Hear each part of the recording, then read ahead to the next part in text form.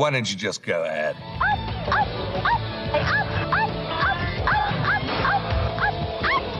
All night with my close personal friends. I'm Greg. And Mr. Hollyfield.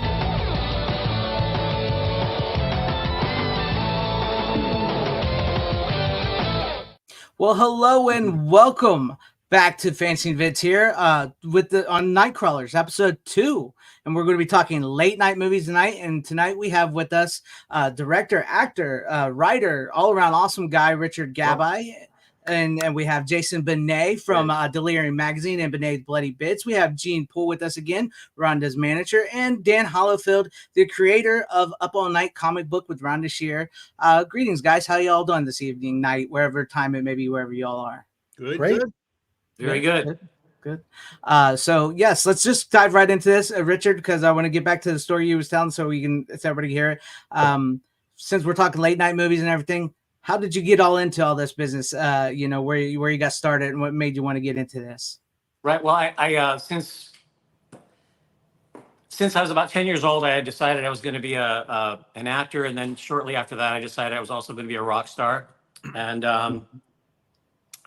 every now and then I convince myself that happened, even though I know that I've kind of had a blue collar Hollywood existence. I'm really grateful that I've made a living in the arts, doing the things that I wanted to do. So when I got out of college, I'm already playing in my rock and roll band, The Checks, and I immediately booked an Old Milwaukee beer commercial, which was like this huge shoot at Dodger Stadium with hundreds of extras, long before you could put CGI extras. It was a $1 million commercial, and I was actually making really nice money on that, and sitting around wondering what to do. And I started to think that I really needed to work.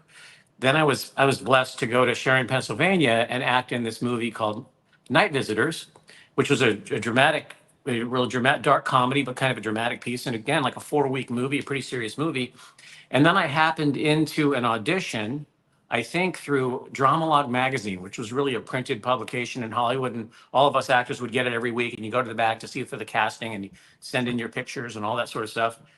And I met a great filmmaker, special effects guy, writer, Ken Hall, at an audition, who said, well, you're not going to get this movie, but I wrote another script, and go meet this director. You're perfect for this part. And I went and met the legendary Dave Dakota at his offices on Selma, I think, over in Hollywood.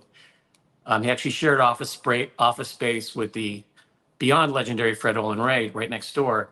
Nice. And anyway, I read for this. He had me read some pages from another movie. I think he might even had me read a girl's part or something, which was like kind of weird. But I'm in some director's office and I'm looking at a movie. He goes, "Okay, you got the job."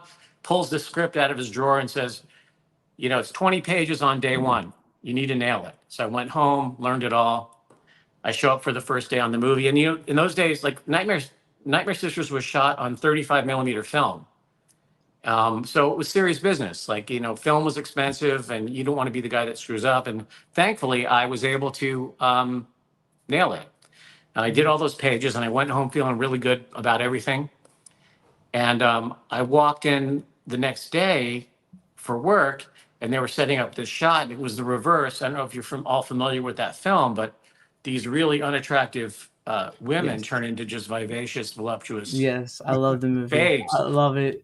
And I walk in there, and then there's these three. I had met Linnea, but she's like these buck teeth and all this sort of stuff. And it's kind of, I'm thinking, I'm making kind of like a nerd movie, And then I walk in, and they're all oiled down, and they're all completely in their birthday suits. And I just was literally in shock, like, because that's not in the script. It doesn't say. It says they've been transformed into beautiful vixens. But, at 22, like pretty much just like out of school and, kind of just sleeping on a floor in a 2-bedroom apartment, trying to make, figuring it out. I was like, what the heck? I didn't know if I was going to be able to handle it. And it turned out that part of the job was, in fact, handling it. So I tell you, if I would have walked in on there, I probably would have had to walk out. I wouldn't have been able to handle it. It was very, it was inspiring, and in the wrong situation, it could have been embarrassing, but yes, I sort of got used to it. You realize that, it isn't, it isn't as sort of well, it's not as sexy as you wish it was. You know, Right, right. it's kind of a job, and everyone's like, hey, moving lights, okay, stand over here, do this over there. But at 22, I was like, what the heck? But Yeah. by the end of by lunch, you know, I was fine. Hmm. But that's cool because I do love Nightmare Sisters. I actually got that on Blu-ray. It's one of my favorites. I do. It's a great fun flick. So then Amazing after, movie. yes, it is. It truly is. I mean, great cast all around. Like the three legendary, scream queens and Yuki Fleischwater's in it, and the head in the bowl. It's Oh good. yeah, yes, Mr. Detweiler. Yeah. Yeah. He's crazy. Yeah. So after that, what happened after that? After you But did after that? that, that was my first time working with Dave Dakota, who I think has made more movies than anybody. Um, and he had said, you know, I need to, you know, I know you're a songwriter because I think he had come to see my band, the Czechs, play on the Sunset Strip at one of the clubs we were playing at the time. And he's like, do you think you can write a script? And I was like, sure. You know, I was at that point in my life also. Everything's optimism and everything's let's go, go, go. And so I wrote a script called Deadly Embrace. And literally on my typewriter over a weekend. And like I met Dave like on the Monday. Like he told me about this on Thursday. And on like Monday, we met at this Italian restaurant. I think it was Stefano's in Hollywood. And like I handed him my pages and he like flips through it. He goes, okay. And it was like an 80 something page script. And I think he only had time to shoot like 65 of the pages during the main shoot. And that's why there's like, I don't know if you're familiar with that movie, but Yes. there's like a lot of close-ups of hands and cigarettes and all this stuff, which was like a whole nother day Yeah. and like the story doesn't really make sense, but you know, Jan Michael Vincent's in it and the legendary Borscht Belt comedian Jack Carter is in it. And again, you know, even then I was talking about, you know, what's a sex comedy or what's a thriller or what to me, Yeah. Yeah. I was in Hollywood and I was making real movies and like, you know, it was Jan Michael Vincent and like a comedian that I knew my parents thought was funny, you know? Yeah. Yeah. So, but seeing that happen, and I asked Dave how much that movie cost, or it might have been Nightmare Sisters that he told me cost $40,000. Because I was more thinking, since I was right out of college, that I wanted to make a movie more like Nightmare Sisters than Deadly Embrace. Because I wanted to make movies and I wanted it to be a business. I wanted it to be my job, you know? Right. And Yeah. so on the Whitmores Are Having Company or the Night Visitors, the movie in Pennsylvania, I had met a few people that became long-term colleagues, especially Michael Becker, who became sort of my producing partner for the first several films, and also kind of my, in a sense, my writing coach, because he was very organized, and I've always been sort of scatterbrained. So that's when I sat down at my typewriter over a weekend with Michael and wrote Assault of the Party Nerds on a typewriter, first mapping out what the scenes would be by making a scene list on an index card. He would hand me an index card and then I would type the scene, then would hand me another index card and I would type the scene. And you know, kids today and young people can't relate, you know, if you're typing your script and all you do have is the typewritten pages, like if you make changes, you really need to think about it, you know? Yeah. I Yeah. mean, you can't just make revisions. You gotta Yeah. retype the whole friggin' page or the whole Ah, 10 page. it's the old days. Get the white Yes. out. Yeah, and And everything. same with making the movies, right? Because we shot film, and when we shot Assault of the Party Nerds, we shot on a 16 millimeter film, and we rented a flatbed, which is, you know, kind of like what they cut Birth of a Nation on, and it was in Michael's apartment, and we had pieces of film taped all around the room, and we cut it together, and like, you know, we say, well, maybe this scene should be going in front of that scene, or like before you did. That's, by the way, that's my bird squawking in the background. If you ever know that. The thing hates me. I raised the thing and now it hates me. Loves the kids, hates me. But um, you know, I'm like, Michael, you know, maybe we should put this scene in front of that scene. And like in those days, you know, you had two rolls of film to go between the A and B roll, and then a separate roll of sound, magnetic film, like tape. And you know, we were physically cutting with a razor blade cutter and pieces of tape, putting things together. Like you went out to lunch before you decided if you wanted to change something. It's not like now, like, you know, my son already, he's 17, he's a filmmaker. And, you know, he could try, you know, 5 different versions of the same thing as I can now in my modern movies within 5 seconds. But in those days, forget about it. You thought about it before you made a change. Yeah. But thankfully, we made Assault of the Party Nerds. Thanks to Dave Dakota. Thanks for the foreign distributor I spoke to at the time, who told me if I put, well, you know, if you put a certain amount of nudity in the movie, it's going to sell overseas and you'll make your money back. And that was my number one goal. So that's how I sort of ended up, you know, making these movies that, thanks to Rhonda Shear and Up All Night, actually became sort of classics. Yeah, that's what I was. I was just going to ask you about that. I was like, did you like? I would guess the guys like you and stuff that made those type of movies owe a lot to Up All Night and Rhonda Shear and all that. Those like late night shows. Because I remember. I mean, I think pretty much all of us here, Jason and Dan and all of us, we remember staying up late watching those movies like we were seeing something that we shouldn't have been seeing, even though we really weren't seeing what we shouldn't have been seeing because it was edited That's out. what I'm talking about. Like, are they sex comedies, or what are they? Yeah, they're funny, fun movies. Yeah, and I'm extremely grateful. And in fact, those were our best sales. Like that was like our biggest sale, and I'm extremely grateful. Rhonda had me as a guest on her show a few times, and then I well, hang on, let me run over here. So I have it. It's awesome. Yeah, Gene, was it the Halloween special? I hear the bird. here it is, live in the flesh. Oh, I love it. Here, I'm gonna The do Up this All real Night quick. The B- movie award. B- movie awards. Yeah, here's me, Michael Becker, and Rhonda Shear on the USA Up All Night B Movie Awards. That's awesome. Yeah, and so more than grateful to Rhonda, who remains a great friend. We and Assault of the Party Nerds and Party Nerds 2 are thankfully the movies that won't die, alongside Virgin High and Hot Under the Collar. And Yeah. we're doing a few years after Party Nerds was on Up All Night, when there were only like 7 or 8 cable channels, it played on TBS on New Year's Eve. I mean, Yeah. it's but and then at that time, I would walk into one of my favorite bars in Hollywood, and they'd be like, "Oh, you're that guy," it's like, let me buy you a drink. Yeah. Something that wouldn't happen now with 5,700 channels and nothing on. Right. To Exactly. quote another, one of my favorite artists, Bruce Springsteen. I mean, before the show, I was mentioning how much I like Queen and what a great first concert that was, to see Freddie Mercury himself live in person.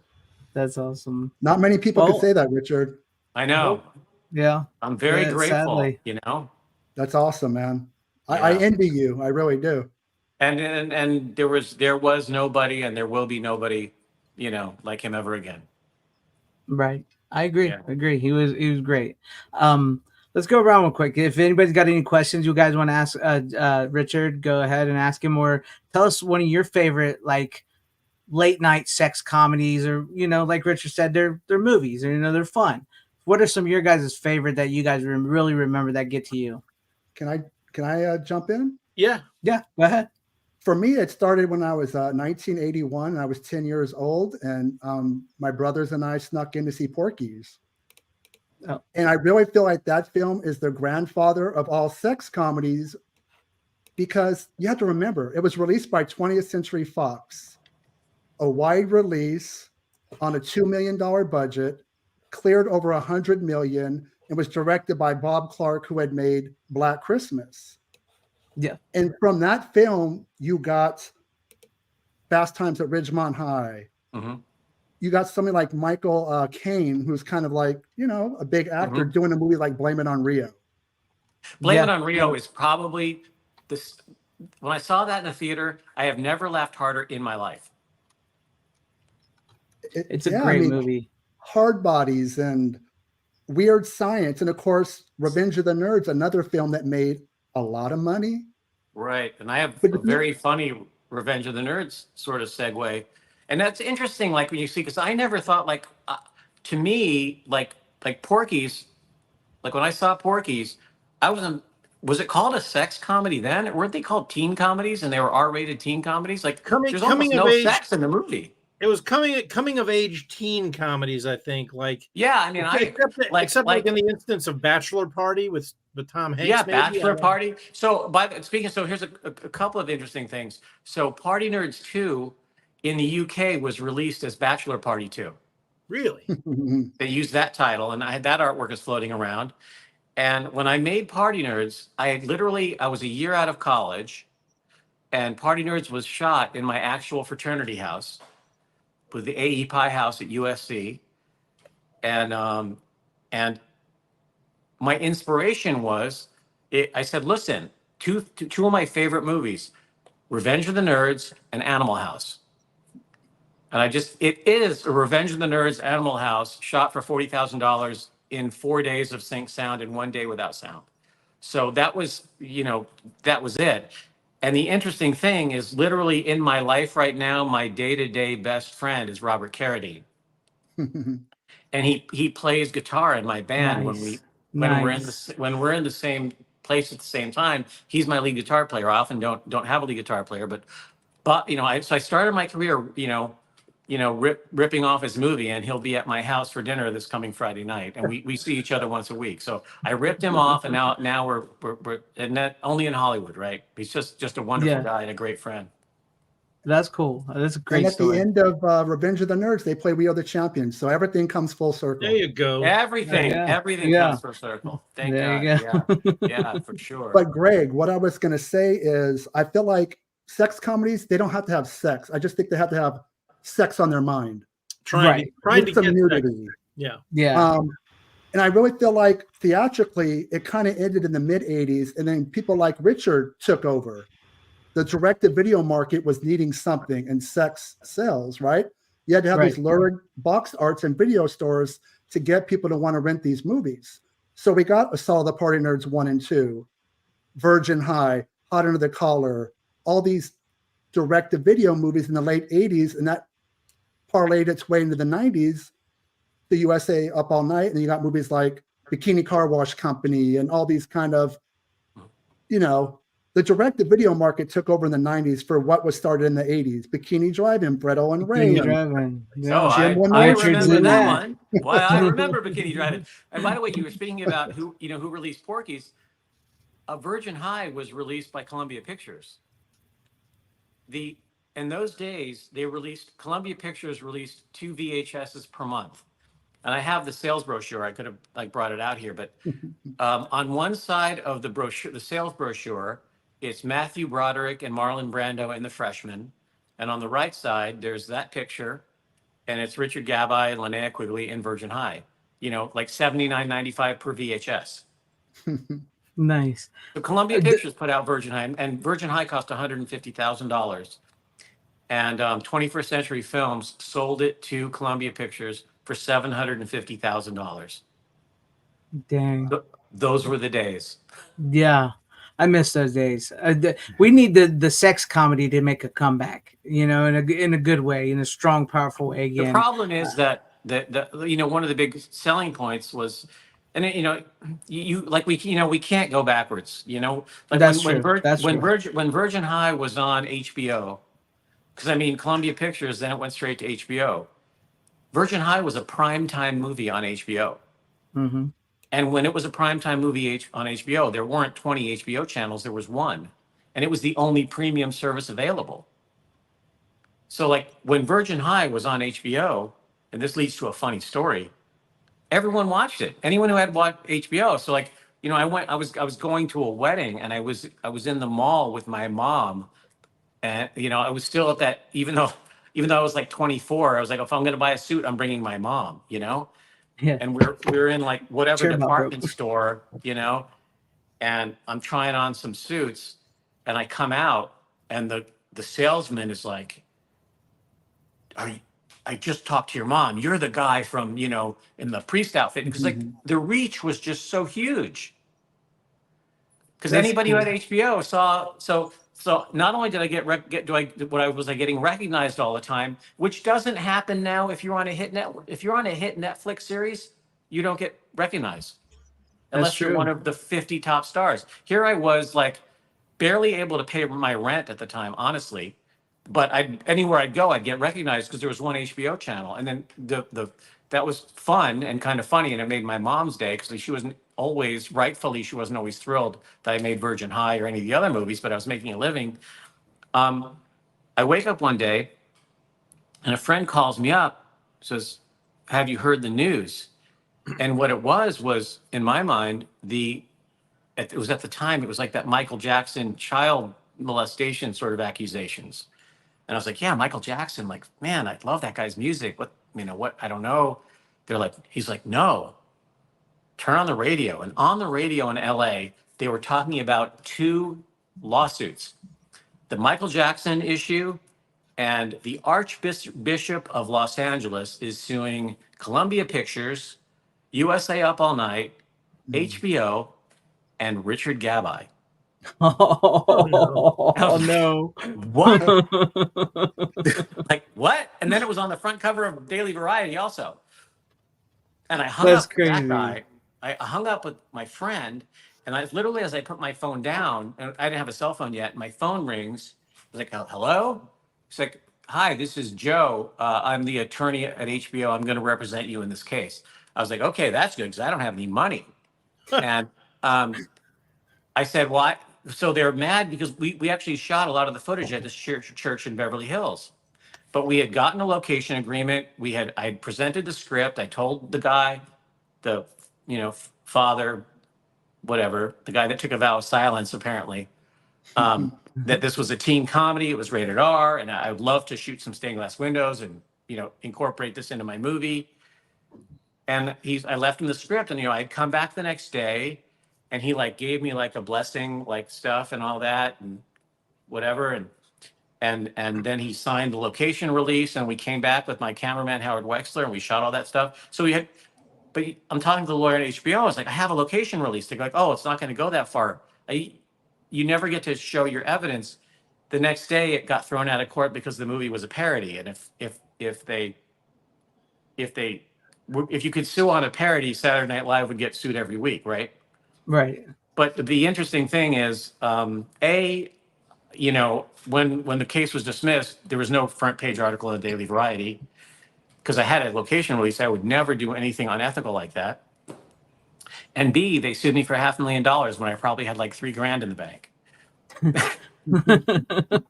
Well, that's crazy. I've never heard of that before. That's crazy. Well, at least you got out of it. At least you got out of it. And no better time to say thank God than right then, right? Because But going off that, Gene and Dan's, what are some of your guys' favorite sex late night type movies like that? I remember going into the video store and looking through the VHSs, and I rented The Last American Virgin just because of the title and the name. I was like, oh, it's the last one. I gotta see this, So right. That was one of the ones I remember that, and then it was always people. Basically, they're trying to get the girl. They're trying to get laid. Losing It is one of them, and then Weird Science was another one of my favorites. And then I'm trying to think what would we consider the last movie that was released nationally in the theater that was of that genre, like American Pie or something. What would when did that probably late 90s? American Pie. Late 99? 25 years ago? Yeah. American Pie, probably, right? Yeah. What year was that? 95? I don't know. It was 99 or 2000. Okay. Yeah, So given that American Wedding, they started toning down that section. Yeah. That's the last one that I can think of. And even when a new film tries to start going there, like that Jennifer Lawrence movie, No Strings Attached, she got grief because of the nudity she did. So I don't think we can go back to those films. We have to really. Yeah, I don't know. I don't know. But if it's Game of Thrones, it could be X-rated. And that's the first time I sent Party Nerds to the MPAA, they gave it an X rating. I mean, what the heck? It's weird. I mean, there's like you said, there's way more on Game of Thrones than there isn't. Occasionally a girl pops her top once in a while. That's really about as far as it goes. Honestly, most of those movies. When it's on HBO, it's art. Yes, yeah. And with all respect to HBO, because Max. Now it's called Max. What's funny is all of these movies used to play on Cinemax, and they called it Skinemax, right? Yeah, exactly. That's what I was thinking. But now they went with Max, so we know the direction things are going. Everything's looking up. You mentioned Last American Virgin, and that was produced by Menachem Golan, who was my distributor and financer on Virgin High. And I think Oh. me pitching him that title is one of those things. And later, he's passed on since then. He was a wonderful guy. People have said, different things about him, but to me, he was a wonderful guy. And he wanted me to make the next American Virgin. Oh, nice. And That we would've didn't, been we didn't get to it, but it's funny that you brought that up. And before somebody brought up Bikini Drive-In, and I'd be remiss to not talk about all the movies that I was blessed to be in, thanks to Fred Olen Ray, who made Bikini Drive-In. And there you go. And signed by Michelle Bauer. Yeah, Michelle Bauer, who I just got done recording the commentary tracks for the pending Blu-ray release of the Party Nerds movies that I think is coming next month. It's going to be spectacular because original camera negative on Party Nerds and a bunch of extras. And in fact, there you go. Yeah. Love those. Hey, Greg, Yeah. you might have to have Richard come back in because he's completely frozen and has been off for a little while. Oh, I see him. Okay, maybe it's just my screen. I apologize. Yeah, he looks good over here. Okay, maybe it's just my picture. Thank goodness. I apologize. He's No frozen problem. on my end. So what do we do? Bikini Drive-In was amazing, and also Fred and Jim Wynorski. For me, if you would ask me what was my, other than movies I made myself, the funnest, the best sexy comedy of all time is Dinosaur Island. And to spend a few weeks on Dinosaur Island as an actor, not having to worry about where the camera went, and just with all those dino girls and the dinosaurs, it was an absolute blast. Nice. That's cool. It's fun. It's funny you mentioned Jim Wynorski. I was actually told it's funny. I've been on, like, this got to me. One of the actresses that works with him a lot said, "Hey, you're like Jim Wynorski's son from another mother." She told me that, and I was like, "I'll take it. I'll take that compliment. I like that." So that was funny. All I'll say to that is, okay. I'll take it. I'll just take it. If you'll take, well, you got the beard, and he's absolutely a legend. Yeah, absolutely. Yeah, but it is funny. Speaking of Bikini Drive-In, it's one of my most popular reviews I've done on my channel.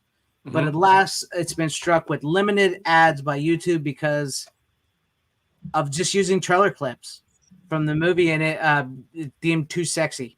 Speaking of which, right, for advertisers. Well, definitely. I mean, Bikini Drive-In and Dinosaur Island are, I admit or bring to attention, they're definitely sexier than the movies I've made. But they are. I love both of those movies, and Bikini Drive-In. Just that whole concept, and Fred's always been great. He's used my music in a lot of his movies. We were just someone was just talking about this film he made, also that had Robert Carradine in it, The Kid with X-Ray Eyes, and he used one of my songs, the song called "Those Days Are Gone," and Justin Berfeld, the kid, sings my song in the movie, and someone commented, "Hey, what is this song? That's a great band." So I typed in really quick on Facebook, "Richard Gabai, stream me on Spotify." But Fred's been great to me. I think I've probably done 10 or 15 movies with him. Nice. Maybe it's 15 or 20. I don't know. You got to work with all the cool people. But speaking of like American Pie and like we talked about earlier, something in reverse I want to get to with Jason here. Everybody's still clear for you, Jason? Yeah, just for a second, Richard had glitched, so I thought it was all of us were seeing it, but maybe it was just my end. Well, sort of like a reverse American Pie, but well before American Pie was Private School with Phoebe Cates and Betsy Russell, yes. And Jason there had just did a great interview with Betsy Russell in Delirium magazine. And this movie is very much the girls have the sex on their mind and they want to get with the guys. It's very much in reverse of like, and this was way before American Pie. And it's also sort of similar to, oh my God, you just brought it up earlier and I have it too. You just, with the Revenge of the Party Nerds and everything. Why is that escaping my name? Whatever. But you know what I'm talking about with Bluto and all that. Yeah, speaking of while we're here, I was like, okay, yes, so sorry. So the house bunny is like the reverse Animal House, which I love that movie. or what's her name? Anna Faris. Anna Faris. Hysterical. But yeah, I was trying to think of like reverse comedies where it was the girls trying to have sex. Yeah. And then that brings me back to Well, Basic Training. If I'm thinking of that, I'm like, okay, so that's Rhonda and the girls. I guess it's kind of both, but The 3 F's. yeah, well, a rumor has it that women also, every now and then, do pursue men. It Yeah. used to happen all the time. Rumor. Betsy Russell, the great Betsy Russell, was in I made a series of thrillers for A&E as a director, which was really a really fun part of my career. And I know it's not the subject of this show, but No, go ahead. I cast Betsy Russell in my film Nonstop with Lacey Chabert and Jim O'Hare and Drew Seeley, and she played this drunk stewardess. She's fantastic. Yeah. And you can stream Nonstop and all of my thrillers for free on Tubi. So Nice. I've put all these fun people into all these movies. And you mentioned American Pie, and Thomas Ian Nicholas is in Insight, my thriller Insight with Sean Patrick Flannery and Natalie Z and Christopher Lloyd, and just a great cast, including Thomas Ian Nicholas from American Pie. Awesome. But I did find it funny, speaking of Betsy Russell, I did find it funny with Jason's interview is that when she was to do the nude scene on the horse, where she's riding the horse in private school. Oh, man. Yeah. That's a career right there. Yeah. She said Phoebe Cates told her that when you do this, everybody People are going to come out of the woodwork to see it. That you never knew was going to come out of the woodwork. And she said, sure enough, on that day, like people she worked with, where she was a waitress and stuff, were just standing there, showing up to watch her on the horse. And Greg, there is a connection to Richard with private school. Back in the early 80s, before they really hit it, Brink Stevens and Michelle Bauer did a lot of shower scenes. Yes. Because they were willing to do nudity. So there's a scene where Brink Stevens is in the shower scene in private school. Yep. And of course, people like Richard and Fred Owen Ray and Jim Wynorski, they end up working with all these ladies later on. Yeah. They're great. They're great gals. They're total professionals too, by the way. I mean, you know this already, but I mean, Linnea, Brink, and Michelle, it's like just done. And I've been in touch with everybody, but I've had a 35-year friendship with Michelle. Mm-hmm. We knew each other well, and here's kind of a it's not really a secret anymore because she's spoken about it. We have a lot of laughs. I mean, you guys are going to love the commentary track on Party Nerds and Party Nerds 2. But in Party Nerds, Michelle was pregnant when we shot it. Yeah. So, Really? And I didn't know it at the time.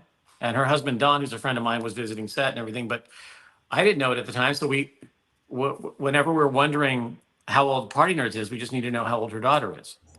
And, and her daughter, who has now made her a grandmother. So, and I'm a grandfather. Like, we've known each other forever, and great friend. And all of those girls are just so great to work with, totally dedicated and totally professional. And that's something that you can't put a price tag on, because especially working in this low budget world, everyone needs to know their lines and hit their marks without looking at their feet. Like, that's 90% of the job.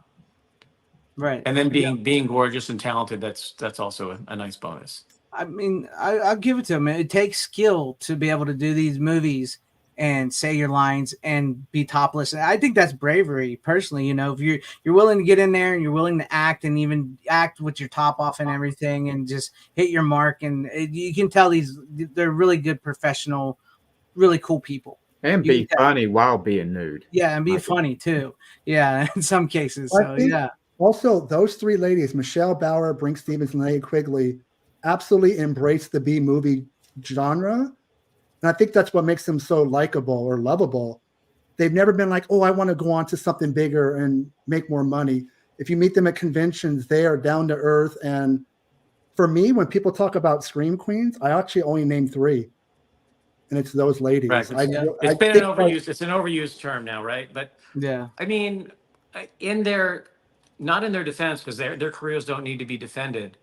None of them would have turned down bigger, better paying more sophisticated projects, but they're professionals, so they, did their jobs with grace and dignity, and they don't. And I'm the same. I mean, I'm not saying anything good about me, but like I've always been. I'm just so grateful that I've made a living. Right. But yeah, they would have, and they still, the phone could ring tomorrow. The phone could ring for tomorrow for any one of us five. That someone more important and more powerful than any one of us wants us for something, and it's a great thing when that happens. And even I know, Linnea was in some pretty big horror films, and you never know when that phone will ring, and all of a sudden she's now like the mother god in this $100 million horror movie that's now being directed by some 30-year-old, whose dad was a big Linnea Quigley fan, Right. who turned her on to that. So they would all be up to the task of doing a movie on any budget. And I would love to see them, because they were For great. sure, right? Yeah, everything they're in was pretty damn good. So whether it was low budget or high budget, so that's why that's why they're the queens. What periods? Queens. Speaking of queen, all the way around. 100%, 100%. Yeah. And by the way, and guys like Quentin Tarantino are huge fans of our work. I made a movie for New Line called Pop Star in around 2005 that starred three generations of pop stars. The late, great David Cassidy, Leith Garrett, and unfortunately, the late, great Aaron Carter, who just passed away last year. And after the screening was on Hollywood Boulevard, and after the screening, my wife and the posse from the screening walked over to this bar called Bordner's. If you saw Ed Wood, the movie Ed Wood with Johnny Depp, the scene that Conrad Brooks, where he was the bartender, that was in this bar called Bordner's, which is really kind of old school Hollywood bar. We walk in there, and in the corner of the room, Quentin Tarantino is holding court, and he points in my direction. He's like, I'm good. Yeah. And I'm looking over my shoulder, and like, okay, I'm talking to my wife, kind of walking in. He's going, and I look over my shoulder. My wife says, "She wants to talk to you. Go over there." And I walked over. Towards Tarantino, and he's like 4 or 5 people, and he quickly poured me a glass of champagne, and he goes, "You're Richard Gabai. You made Assault of the Party Nerds. There's 2 Assault of the Party Nerds. You also made Vice Girls. There's 1 Vice Girl, but I think there's 4 Vice Academies." I was like, "Whoa, nice." And I don't know if any of you guys are familiar with Vice Girls, but it was a little movie I made for Roger Corman and Cinetel, and in the movie, I directed it, and I developed it with my friend who wrote the script, Michael Baldwin, the star of all the Phantasm movies. Oh, And yeah. anyway, and in the movie, I play a character named Quentin, and I'm wearing the black suit, right, and the black tie and the white shirt. And I said, my character in that movie, it's not a parody, it's an homage. He's like, "It's all love. It's all love." Nice. For 45 minutes, he interviewed me about my career, poured me champagne. Then when I went back to my friends, and then he's still holding court when we leave. And I looked back at him, and he goes, Nice. So I'm waiting for the phone to ring. I could get that phone call tomorrow that Quentin wants me to be in his next movie. And I'm sure that he feels the same way about, the girls and a lot of the actors in these movies. Yeah. It's fun though when you hear him, like he says he loves Night of the Demons 2 is one of his all-time favorite straight to horror movie sequels, and all these movies that he loves, like your guys's and stuff. It's fun when he comes out and he says stuff like that. The idea that he knew Vice Girls and he knew my character and he knew, mind-blowing. That guy's and I can say this because I felt that way before, that guy's he's the greatest filmmaker of my lifetime. And I felt that way before I knew he liked my work. That's cool.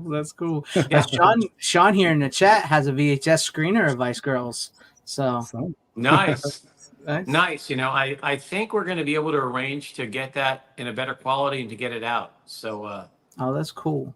And as I'm sure maybe that it stars the late great Lena Clarkson, who Phil Spector shot.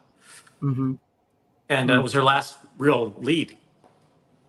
That's crazy. That was a crazy experience, because when that happened, I had not been in touch with her. And, with all we didn't become friends. And when that tragedy happened, Inside Edition called me and they're like, "Hey, we'll pay you $1,500 for an interview if you'll be on Inside Edition tonight." And I was like, I don't want to be on Inside Edition. And they're like, "Okay, we respect your privacy, blah, blah, blah." People Magazine, Time Magazine, the Wall Street Journal, the New York Times, everyone who you'd think would be really respectful, they were hounding me like, "Well, sometimes actor, directors, and actresses date. Did you date? Do you have any personal photos?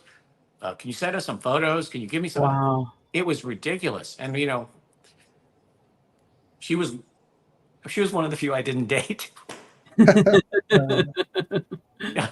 That's crazy. That's crazy. Check out Richard. What a stud. No, I have been thankfully happily married. I am in my 25th year of marriage. Wow. With the Congratulations. lovely Jessica Gabai, Yes. and we are grandparents. And and she got me out of all that nonsense. That's And I'm cool. not going to pretend it wasn't fun, but I had this conversation with somebody recently, and it is what it is. With every blessing there comes a curse, and there's a time. What is that? There's a season, time for every season, and all that. Yeah. Yeah. Well, I will say I'm still jealous of your scene in Bikini Driving with Michelle Bauer when you're putting lotion on her. Okay, as someone who did both scenes, you should be more jealous of the scene I did with Ashley Ray. That's yeah. Because I didn't really. That's the whole thing about the dynamic on set. By the time, from your perspective, I completely get it with Michelle Bauer. But from my perspective, at that point, Michelle Bauer was already like my sister. Right. And she is a sister, and she's, she was in my house like 2 weeks ago when we're doing the commentary track for the Party Nerds movies, holding my granddaughter. And but Ashley Ray was like this lovely, really beautiful, really intelligent young woman that I literally had met like 4 days before. So doing scenes like that where you're fairly intimate is exciting, potentially embarrassing, and everything else. Yes. It's true. It's true. But with that, let's see what else can we talk about here about some of these movies. Can I geek out and ask a question? Go ahead. To Richard? Anybody? Go ahead. I have the Blu-ray of Virgin High and Hot Under the Collar. Do we have a release date for Assault of the Party Nerds 1 and 2 on Blu-ray? I was told that it's next month. Next month. I know that everything is in there, and I'm really excited about it, and I'm grateful,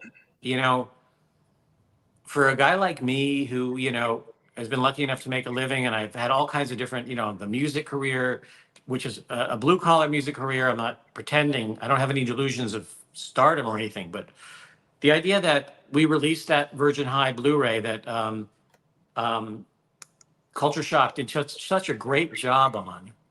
They let me be involved. That artwork, those limited edition slipcovers. I'm so bummed that we're not allowed to print more of them because they sold out in 3 days. But it touched me. I mean, I got one.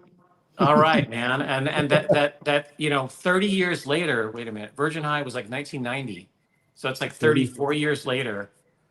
Yeah. Virgin High was 1990, Hot Under the Collar was 1991.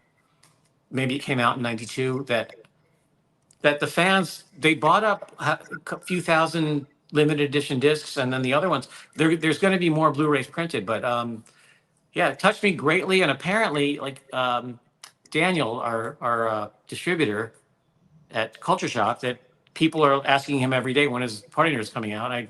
If that one sells out too, I might weep a Party Nerds tear. Well, I will tell you, I will definitely be buying it. I jumped on this slip because I know with these slip covers, as a collector of physical media, of Blu-rays and stuff, if you don't get on them quick, you don't get them again. So I pre-ordered mine like that as soon as I found out about it, because this is the type of stuff I really, because we really don't get a lot of these movies on Blu-ray anymore. A lot of these are like late night movies like this.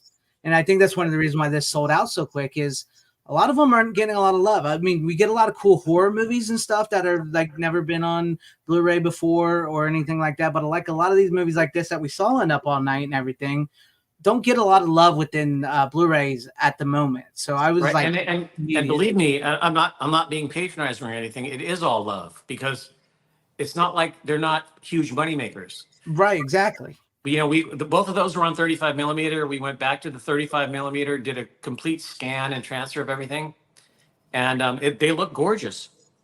Mm-hmm. They look great. Yeah. Yeah. Hey, Greg, Yeah. Can I make a What's completely annoying is that Virgin High, it's on Tubi, right?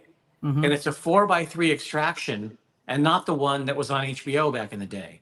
Like somehow, like some guy in the middle of the night did some extraction, and it's like a full 4:3. So there's like a bunch of booms in the shot, and all of these things that aren't actually in the movie. So it drives me nuts. Yeah. A lot of But films that way, I'm man. really happy that those are out, and I'm really excited. And the artwork for the two Party Nerds movies are just as cool. I know they hired that same artist who did a fantastic job, and they've been great about consulting me on everything. Because at the end of the day, like I said, it's totally getting these out. It's a labor of love. I mean, I'm sure, and I hope Daniel makes a few bucks because he needs to make a living like the rest of us. But like for me, I just want him to be. I just want him to be great. In fact, my son edited the slide montages for the Party Nerds double disc that and he put it together with a couple of my band songs, and he did a great job. Like these are going to be fun. And Rhonda, the legendary great iconic babe Rhonda Shear, she recorded a special message that'll really kind of only be available on the Blu-ray of Party Nerds. Awesome. I'm awesome. So I'm definitely getting that. Definitely getting that. Huge fan of Rhonda. Huge fan of yours. These type of movies. Jason, you wanted to say something? Yeah, I appreciate you, man. Jason, you want to say something? Well, what happened was when Culture Shock was with Vinegar Syndrome, which is OCN distribution, they decide how many slipcovers get printed, 1,000, 2,000, 12,000. I think they kind of created a sense of FOMO, and they probably should have printed more slipcovers. Yeah, I know. I don't know if it was 2,000 or 3,000, but it was something. Yeah. It wasn't 1,000. I know that. But now that Daniel is with TerraVision, they could repress it with a different artwork for people that they're going to repress. They are going to repress like what's inside the slipcover. But Daniel wants to be faithful to the fans that bought them, so he doesn't want to do another slipcover. But he's going to. The Blu-ray is sold out also. Just what's inside the slipcover. So that one's getting reprinted, and I've never done any kind of conventions or anything. Well, I was at Albuquerque Comic Con a couple of times, but that was kind of for different reasons. But maybe we'll, be able to like get me and some of the girls together at some conventions and have a bunch of discs and meet some fans and do some signings, which would be fun. It's fun to meet. It's fun to meet you guys. Yeah, it's fun to talk to you guys all around. I've got a quick question too for Richard. Go ahead. So what do you think about the resurgence of the physical media? Because my friend has a 10-year-old kid. All he wants is VHS. Everywhere they go, and he's had to buy him. He's like, oh my god, well, I'll buy like 4 used VHS machines in case they crap out. So we have people starting to buy physical media. So is anybody gonna sell like new Blu-rays eventually if these things all crap out? I mean, how's that gonna work? I don't know, but I love it, and I'll tell you like a horror story. Yeah, is I had freaking boxes of original Party Nerds VHSs, and I tossed them. Yes. Yes. I tossed, and like those original, I don't know if you know what I'm talking about, but Prism Home Video released the original Party Nerds on home video. And they're this green box with Linnea, and like they did a thing. There was a movie at the time called Baghdad Cafe, and they kind of modeled their art after Baghdad Cafe. Yep. And some of those, like a pristine VHS of Party Nerds like that, it's like well over $100. Yeah. Yeah. And I threw out boxes of them because like, I can only, I'm blessed that like, people send me stuff. I kind of have, involved in some of the distribution deals I've done. So my garage has all kinds of stuff. And finally, like, we were just like with my wife, I'm like, VHS. I mean, okay, these can go. And we dumped an entire box of those VHSs. I have some of the VHS Party Nerds that was just a few from the second release, which I forgot the name of that company, but they did some cool artwork. But yeah, I think it's great. I think it's fun. I think it's like, everything old is new again. And I think it would be great if one of the things kids want to do is slow down. Because remember, you have to rewind VHS tapes. Yes. You And do. also you have to, rewind. and you can't just, you can't just put them in a G-Shock case and drop it whenever you want to. You have to treat it with care. So what do you think the attraction is? Like, it's analog, it's different for the younger generation. They've never seen these things. Why is it having a resurgence? I think it's human nature. Yeah. I mean, I think it's human nature. Why do people go to museums and sort of fantasize about being back in the day, And the thing about it is, like, if we forget about VHS, because VHS is kind of about it's kind of the visceral experience, right? You take out the tape, you kind of look at the box, it kind of has a smell, Mm-hmm. But if you transfer it to vinyl, if you put on a 78 of Frank Sinatra, Yep. and then you put on a LP 33 and a third of Frank Sinatra, and then a CD, and then a reissued CD of Frank Sinatra, the thing that sounds the best is the 33, the 12-inch vinyl. Yeah. So in all of those different mediums, it's real obvious. And also, again, like, you have to treat a record album with care. You have to take it out. I mean, I play vinyl in my house. It's an experience, and it makes you listen to the album. So for me, anything that's going to kind of slow down and have people sort of get a grip is a good thing. And I think it's part of the appeal. I mean, don't you think the kids are kind of getting burnt out? Yeah, I can tell you this because I do on here on my YouTube channel. I cover physical media. That's like the main topic. And when I was doing this, is typically I skewed older because we get analytics. We can check, the age group that watches the channel. Here recently, I have started to get a lot of younger people in my comment sections, high schoolers and stuff. And I can tell you for what they've been saying is that they're tired of seeing things that they saw on a streaming service, something just disappear, be taken down and stuff. And the fact that something that they can hold in their hands, something maybe that they remember because, growing up, that they kind of want that again. They kind of want to hold on to it. They want to kind of have it in their houses. And I've had a lot of younger kids, mostly high schoolers, telling me in my comments that they've started buying DVDs. They've started buying Blu-rays. They started buying VHS. Laserdisc is making a huge comeback all of a sudden too amongst a lot of people. So it's like there's something about that. There's something about reading a comic if you're going to use a paper comic compared to like digital. That's the way I look at it. With and listen, there's laser discs of Virgin High and Heart of the Collar. Mm-hmm. But yep. My dad had an extensive laserdisc collection, and he also had a huge vinyl collection. And I had sort of decided, like, I only have so much storage that I'm going to keep the vinyl because I like to play that. And he has all the like complete Frank Sinatra and all these operas and musicals and things that he taught me to love. But he had like the original video discs. Remember video disc? Yeah. Mm-hmm. And then Laserdisc, and he had all these movies. And one of my dearest friends is a brilliant filmmaker named Michael Goy. I can't say enough about. He was president of the ASC. When Lady Gaga won her Emmy for American Horror Story, she thanked Michael Goy. This guy's a genius, and I'm blessed to have him in my life. He shot a movie for me called The Bike Squad that won the Genesis Award for TV movie, thankfully, a $200,000 movie, thanks to, in large part, thanks to his cinematography skills. But I needed to get rid of the, I didn't want to throw out the laser discs. And I called up Michael and I said, hey, and he has a theater in his house where he has like a 35 millimeter projection system, every kind of format. And I said, my dad is a huge collector and he's had a lot of operas. And he was just, oh, I will take them. You can't touch the audio from a laser versus a Blu-ray. I had no idea. Yeah. There's some laser discs. Yeah, I've actually got one under my futon, a player, and I have two laser discs. I have Blazing Saddles and the original Star Wars. Oh, nice. Yeah. Well, they could make Star Wars today. They could not make Blazing Saddles. Yes. Nope. Absolutely. No. Absolutely. No way. Yeah.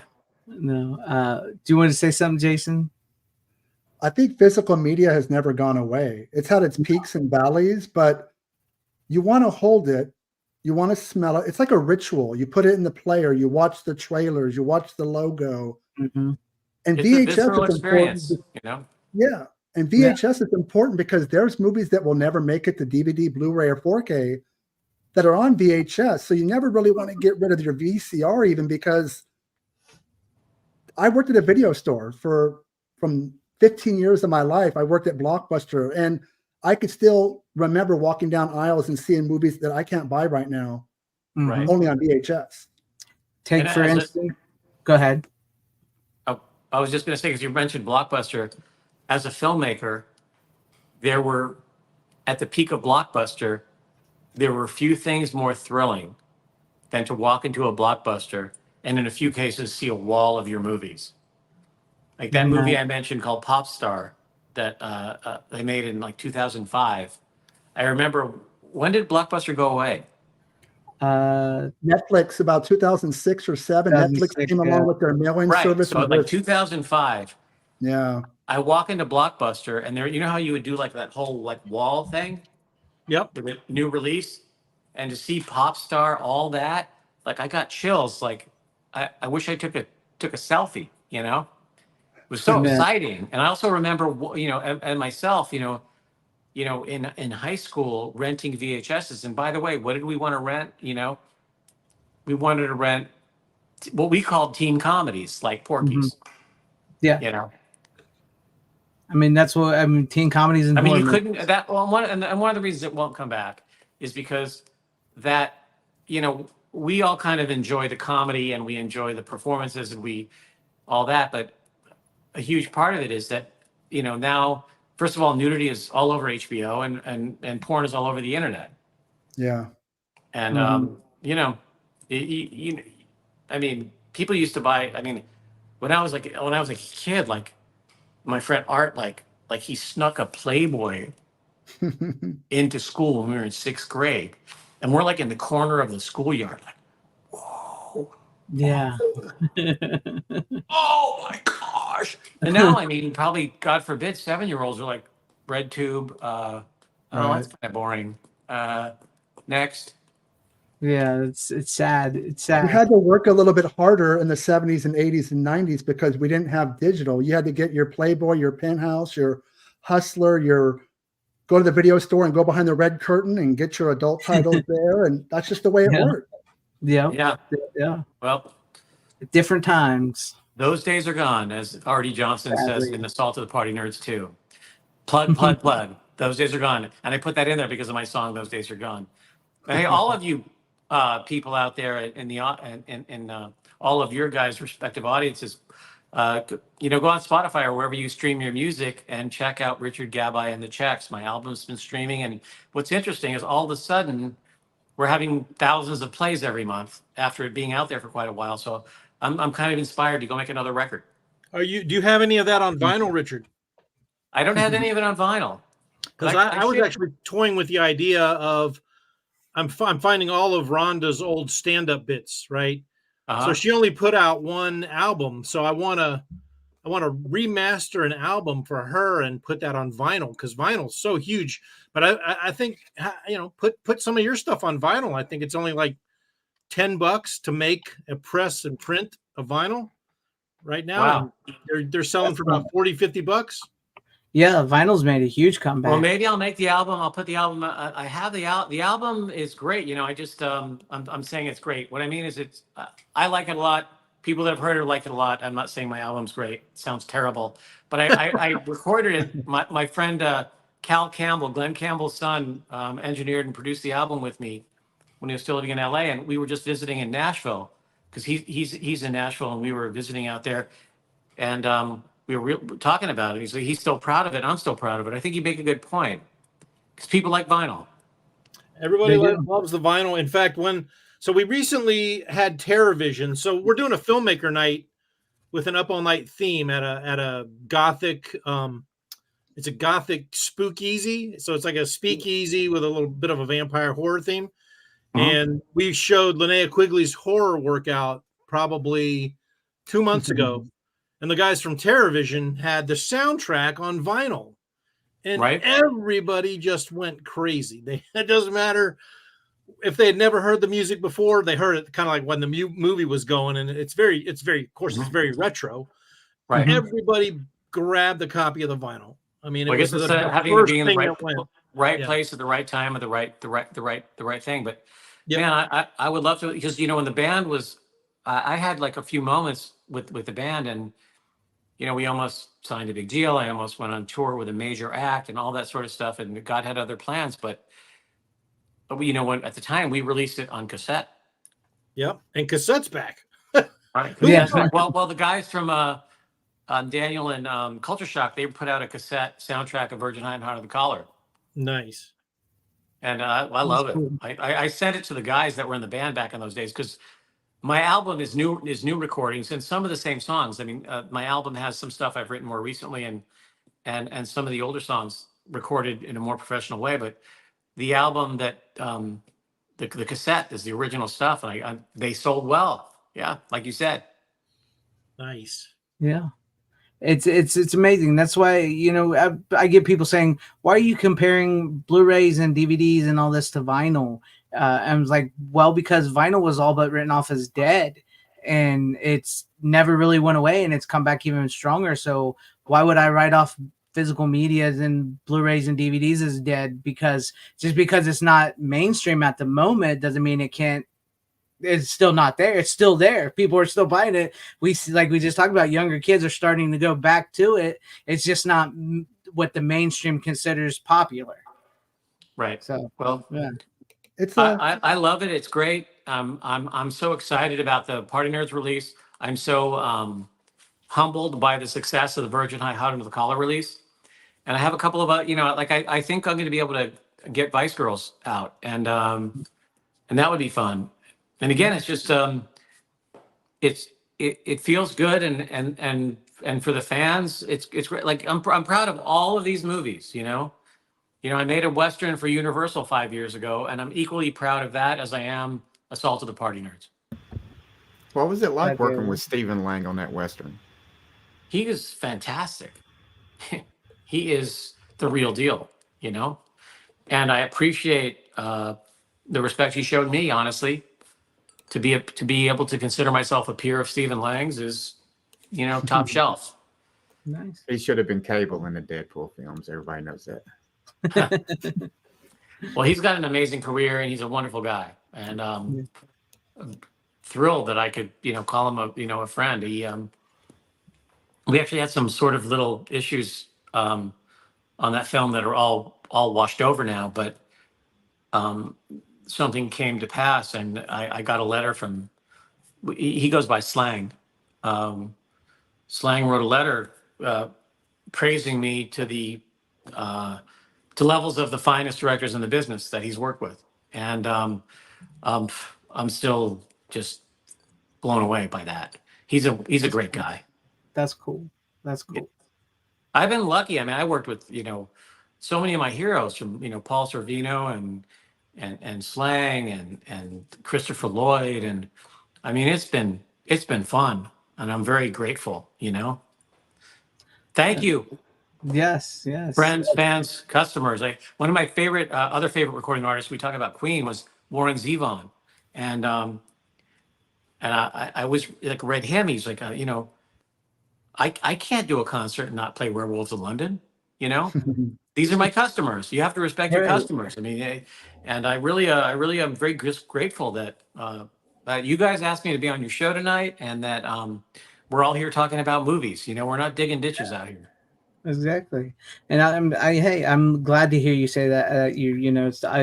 For the audience to think, well, I thank you for what you created, because I love your movies. I think you do a great job, and it's great to have you on here to be able to talk to you and hear your stories about these movies and everything, and what you've been up to, and what you've gone through. So that's cool. It's makes me much more appreciative of what you've done. Well, thank you, man. It hasn't been easy, but it's been consistent. Yeah. You know, the highs and the super highs and the super lows have been consistent. And I always tell the one thing I've never understood is when we're making a movie and people are complaining. I'm like, well, there's a table full of food over there. Yes. And we're in LA or we're in New Mexico or Vancouver, wherever we are. It's nice outside. I mean, there are people literally digging ditches right now, hoping to get a sandwich in 4 hours. Like, Right. we are blessed people. Yes. Let's keep that in focus. Yes. You know, it reminds me of from Back to the Beach. What's his name? Frankie Valli. He saw her, the director who was directing it. She said she was just having a bad day. She couldn't figure out how to do a scene. He walked up to her and said, "Hey, we're making a movie." And she said, "You know what? We're making a movie." And they went right back to work and got it done.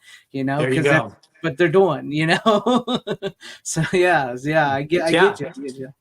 Oh yeah, it's a great way to spend your life. And you know, my 3 kids, my son is the only one interested in going in the arts, and I'm very grateful that, you know, he has it. He's more talented and he's driven, and I say you know, if you can make a living in the arts, it's a great way to spend your life. Yeah. And I've only Jason, done half of it so far, so I'm ready to rock. Yeah. Hey, you still got more in you. Jason, did you want to say something?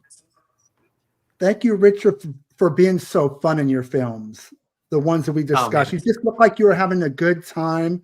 It kind of brings me back to the bygone era where political correctness wasn't overwhelming and you could just have a good time. And that's why, regardless of the people's age, they're buying your films. Mm-hmm. Whether they were around at that time or not, they get it. It clicks.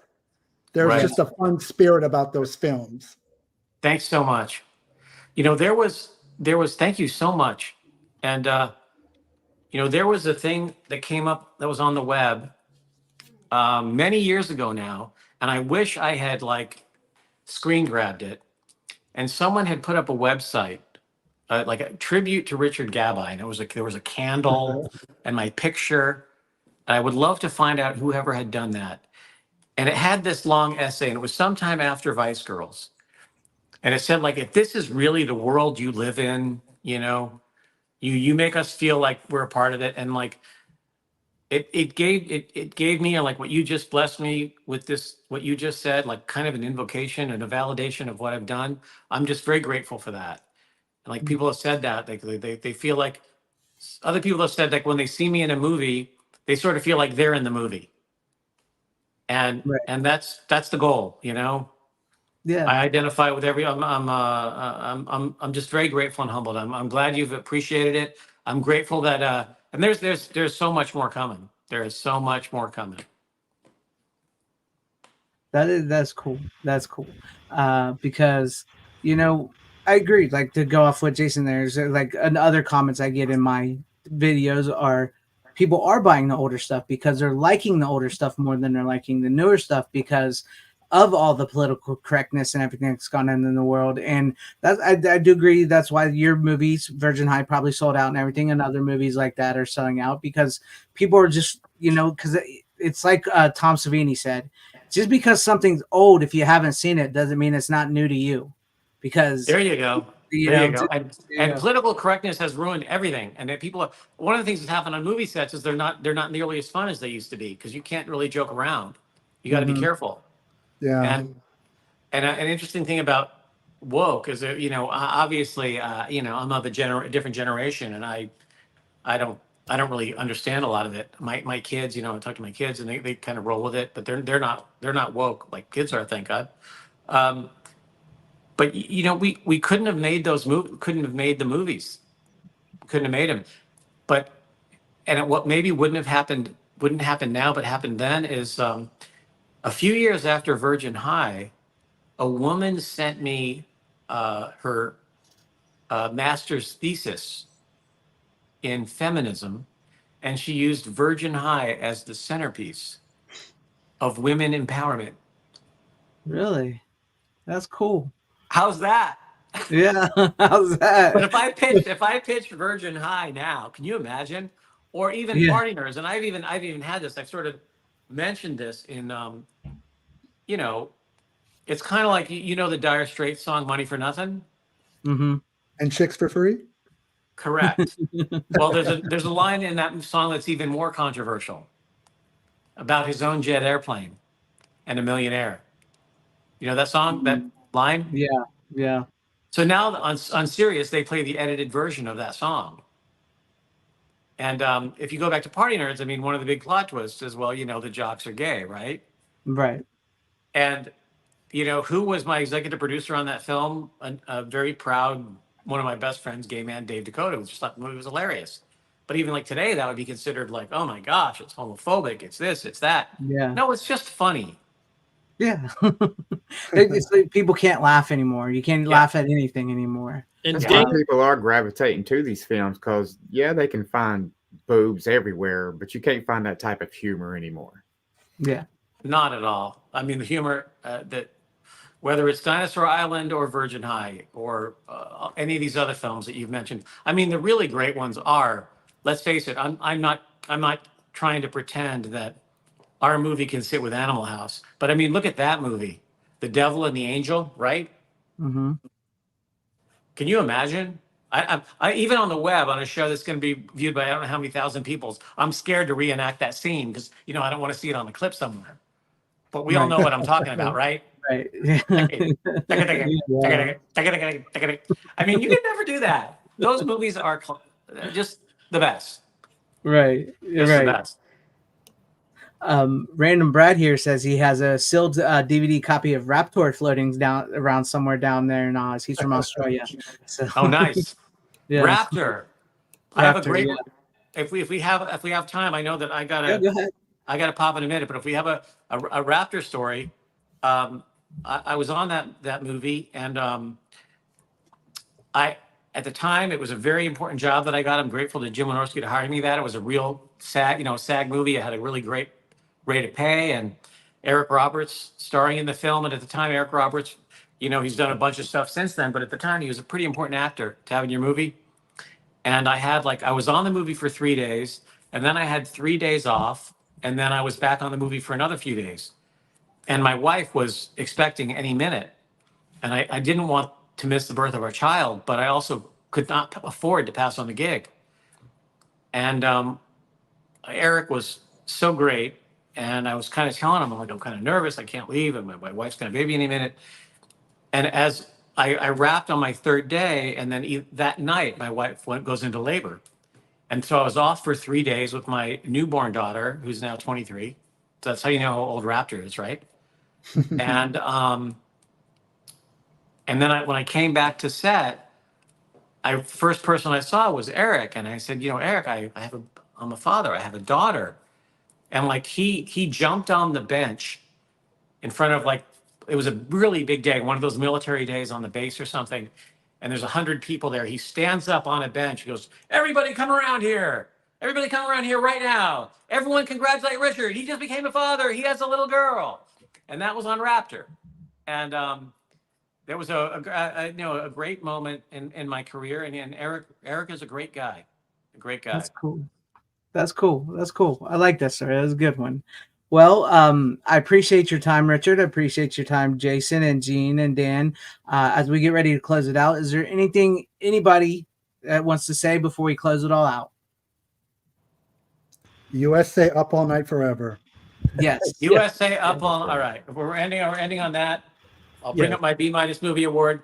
Nice. Yeah.